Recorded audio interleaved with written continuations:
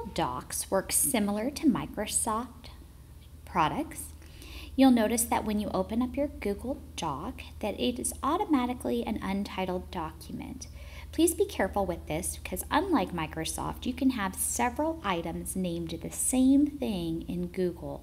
So be careful, otherwise you will end up with a bunch of untitled documents. So the first thing I do is title it Test, and I'm going to say this is 2016.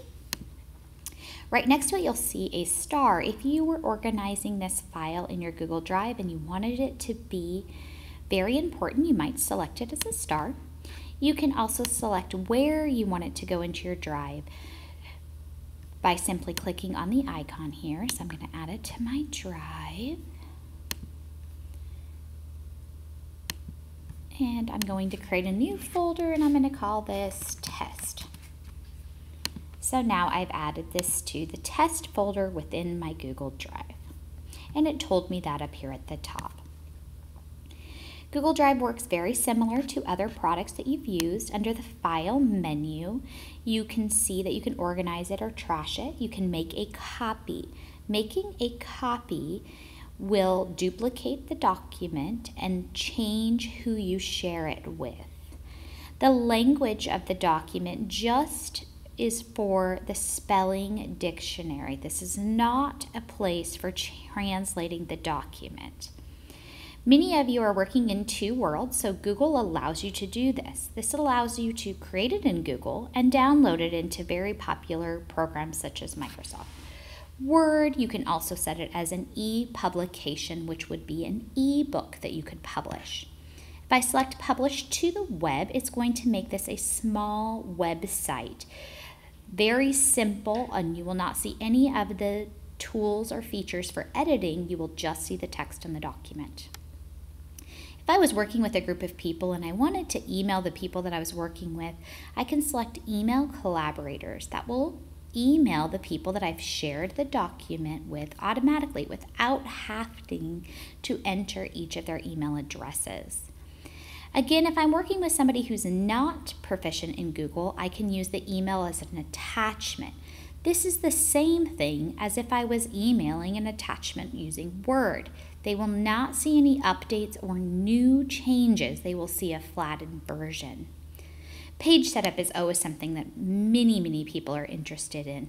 This allows you to change your margins. It allows you to change the size and orientation of your paper. There are many choices, and it's really helpful to select the correct paper size that you're wanting to print an item out in before you start editing so that you know what your space looks like. Under Edit, you'll see all of your typical features. Under View, there's a great choice called Show Equation Toolbar. When I show the equation toolbar and I select New Equation, it lets me create a very diverse equation that is often hard to do. So in this case, I'm going to make some fractions and I'm going to add in some other icons here, making it very useful for a math teacher to use. Under the Insert is the biggest part of Google Docs. You can insert an image in 6 different ways. The first way is your typical upload of an image. This would require you to have an image on your computer or device to upload into the program. You could take a snapshot. This is going to use your document camera to take a picture of yourself. And it would insert it directly into the document. This does not create a new document picture image in your Google Drive. You can select by a URL. This is really helpful if you wanted an animated gift. So I'm going to open up a new document and I'm going to go to an image search. And I'm going to go ahead and use my search tools and tell it that I want an animated image. And let's look at this animated image. It looks like a cat flying with something, I'm not sure. Let's go ahead and put in a car. So let's see what the animated car does. Oh yes, he opens and does all sorts of fun things. So now I'm going to right click on it and I'm going to say copy image address. I'm going to go back to my Google Doc and I'm going to paste in the image address. Now you'll see I'm going to be able to insert an animated image into my Google Doc, which is pretty fun. I can also include images from my albums. These are going to be items that I have added to my Google Plus page. I can insert an image that is saved in my Google Drive. Very, very, very helpful. And then I can search images. These images are labeled for commercial reuse with modifications. This is wonderful for the classroom. So if I picked a car here, when I insert it into my document, it will not have any kind of link because it is copyrighted free. So many, many teachers like to do this. Under insert as well, we have a link. So inserting a link, the first step I would do is go ahead and add my text. I'm going to change my text size so you can see a little better. Add a link. I'm going to highlight the text and then I'm going to go under insert link. And then I could use any one of these that pops up right away, or I could go ahead and open up a website, copy that link and add it in here and click paste. This looks so much more professional than just pasting the actual link, which is really large and not very pretty. Under insert, we also have a couple other features. We have Google Draw. So if I wanted to insert a Google Draw, it actually opens up a Google Draw piece. I'm able to add an image. I'm going to go into search and do World War I. Got all sorts of wonderful images that came up. I'm going to select that image.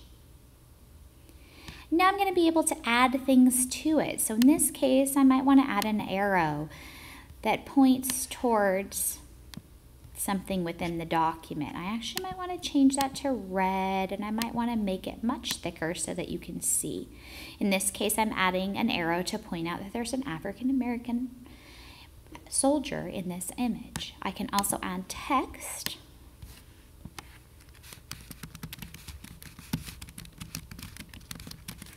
And of course, I'd want to change that text color. I can highlight it and go into my more, and I can change the color of the text, and I'm going to make that bright red. I'm also going to make it a little bit bigger so that you can see it. Once I'm done editing and annotating my drawing, I just click Save and Close, and it flattens it into one image. So this is a way for people to add captions and annotations to images within Google Docs. Staying under the Insert button, we have the word Chart. This allows us to create bar charts, columns, lines, and pie charts. We can also use a chart from a spreadsheet that we already have in Google Docs, and it will automatically update the chart inside Google Docs from that spreadsheet. So if the numbers change, the chart will change as well. We have table, and that's just a simple table. We have special characters. I love special characters because it's kind of fun. So when I select a special character, I can go in here and draw something. So I'm going to go ahead and draw a nice little snowman. And as I'm drawing, it's looking for similar items within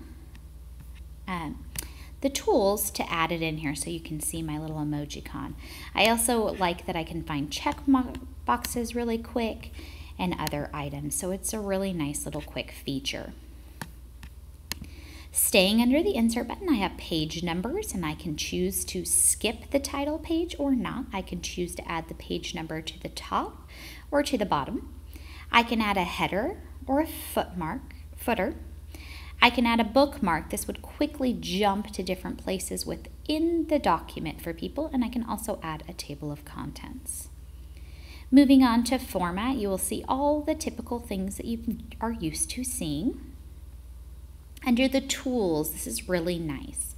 I can select research, and when I select research, it opens up a Google search onto the side. So I'm going to put in education. And it's going to pull up all sorts of images and documents about education. Let's imagine that I was writing a research paper for my teacher. And I have all the text for the research paper. And now I need to cite it. Well, I'm going to go over here, and this was the website that I'm going to cite. And instead of clicking insert the link, I'm going to select the button cite. How did I get that cite? I just hovered over it with my mouse. I clicked cite, and now it places the correct citation number here, and it cites in an MLA format at the bottom of my page. I can change that format by coming over here with that little caret and changing it from MLA to APA to Chicago. This is huge, and I wish I would have had this in college when I was writing research papers on a regular basis. The other great feature of this is I could just drag and drop an image in here, and when I drag and drop the image in here, it cites the image and places the image's URL at the bottom of the page as a footer, which is very helpful. Staying under Tools, I have other features, such as the document outline. The document outline allows me to use things such as, I'm going to highlight this word, and I'm going to change it from normal text to a heading. And you notice now it has created a heading here. So at any point in the document, I click over here, and it's going to move me down there. Very useful in the classroom and for organizing papers. Continuing under the Tools feature is a wonderful feature of word count. We all like that. But now we're going to look at voice typing. This is amazing. So I'm going to select voice typing. I'm going to click off of that outline for us. I'm going to speak in English because that's the only language I know. However, if you had a different dialect, you select the dialect from this little drop-down menu, and it will type it in that language for you. I'm going to show you how this works. I'm just going to click to speak. Everything that I'm saying is going to be transcribed onto the document. Period. New line. How amazing is this for a student who just can't get their ideas on paper? Question mark. You'll notice that a few gray little dots came underneath of here, and if I right click on this, it's just asking me to clarify. And I'm not going to change that because that is my dialect. So it's trying to learn my dialect. And obviously everything is okay. The more I use it, the better it gets. Continuing on under Tools, I have Translate this document.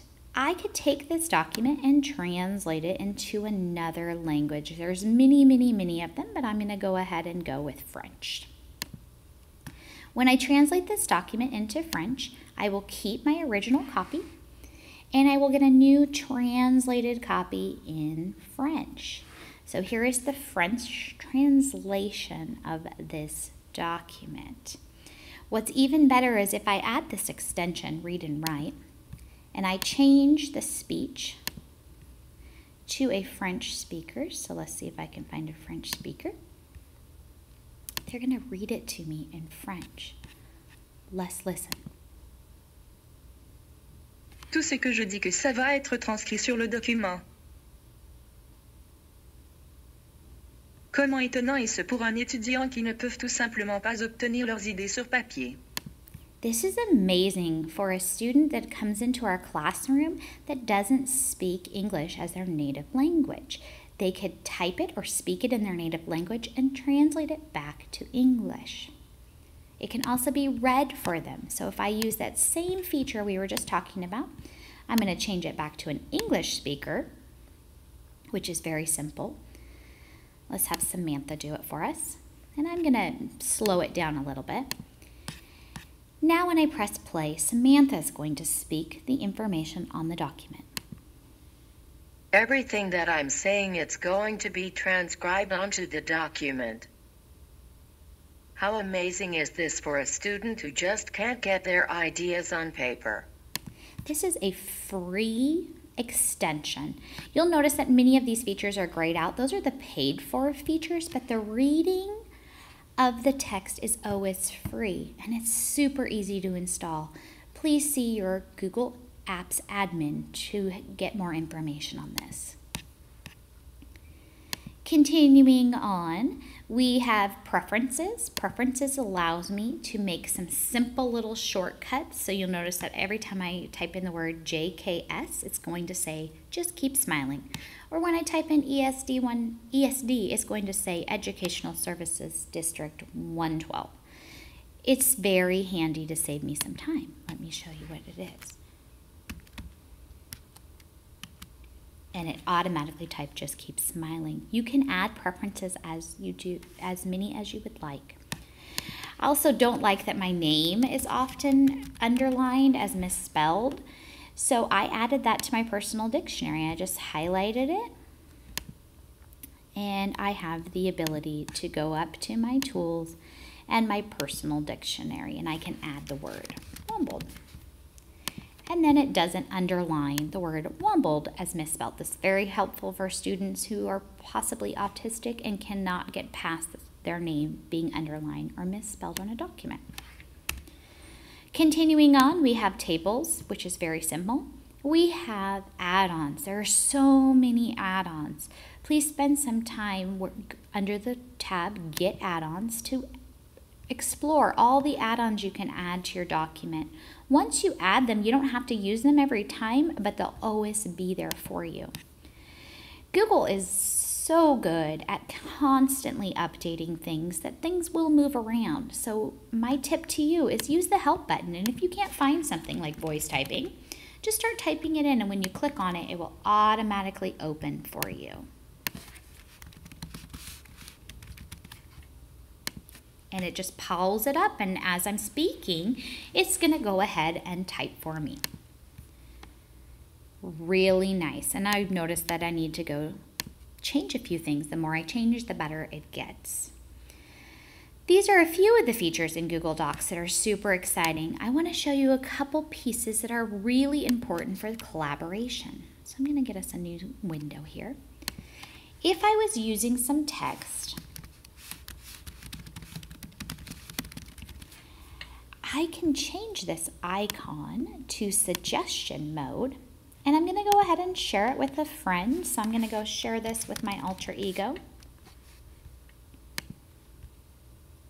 Actually,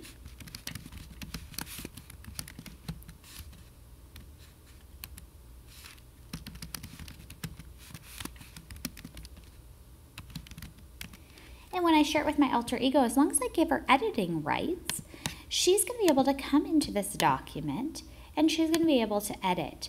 However, I don't want her to edit. I want her to give me some suggestions. So as she's typing now, her suggestions could come up in the letter green or in the color green. They show up on the side, and I can decide, yeah, I like that suggestion, and if I accept it, it will turn black or the same color as the other text. If I reject it, it will just disappear. So I'm going to go ahead and select it, and you'll notice what happens. Another great feature is I could highlight a word. I can either use this little icon, or I can use the comment icon up at the top, and I can add a comment. This adds a sticky note to the side of the document that allows people to read my comment without it overtaking the text. And once I'm done with it, I can click resolved and it hides away. However, all the comments are left up here in the top, all the suggestions and comments, so that you can look back at them later. You can even set up a notification to send you an email every time a comment has been left on your document so that you can keep up with it. This is a wonderful introduction to Google Docs 2016. I hope that you learned a few things, and thank you for your time.